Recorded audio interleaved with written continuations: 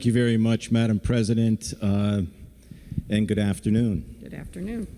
I also rise disappointed that we didn't do what I hear time and again when I walk the streets of my district and to talk with the folks on Main Street in whatever town you want to talk about. They tell us about the tax burden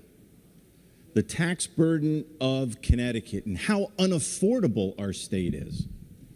Now, we heard during the amendment how property taxes in Connecticut are a single sore spot to the Connecticut taxpayer. Time and again, you pick the door you want to knock on, and the person that answers is going to tell you their property taxes are too much. And what we learned during the amendment was that we put forward an idea. And I think it's a good idea, and under normal circumstances, they find friends.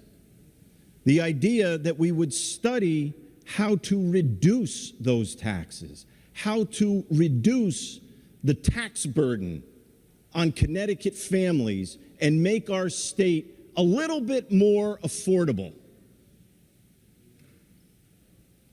And that amendment, that good idea to look at lessening the tax burden, was rejected. Any family watching at home is probably shaking their head saying, my God, here's an opportunity where the government could work for me and reduce my burden on taxation, and my government says no. And instead wants to study something that when I talk to the tax assessors in my communities, say, in all likelihood, it's going to increase the cost of government. That, my friends, is not the proper direction. I think the proper direction is to look at ways that we could reduce the overall burdens on the backs of our residents. I look to a town in my district, Shelton.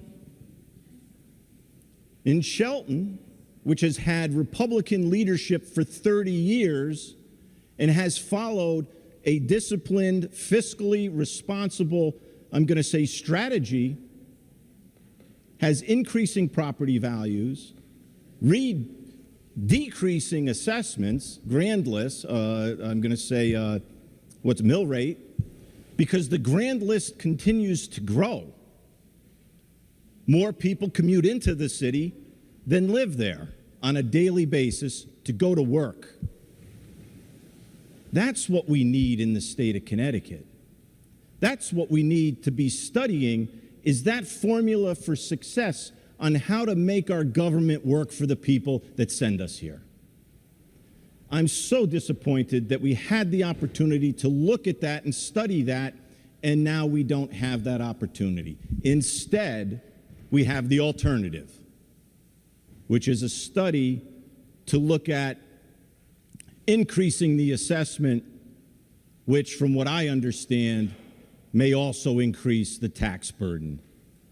I haven't heard that from one constituent at one door in any street, in any district that I've been to, where they're asking, hey, Connecticut's not unaffordable. We need to get more money and pay that to the state of Connecticut.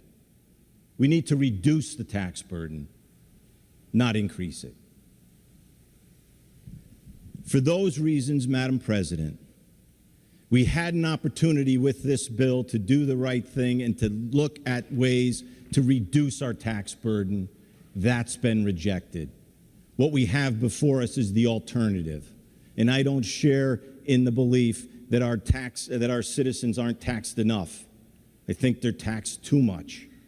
And for those reasons, I will be casting a no vote. Thank you. Thank you, Senator.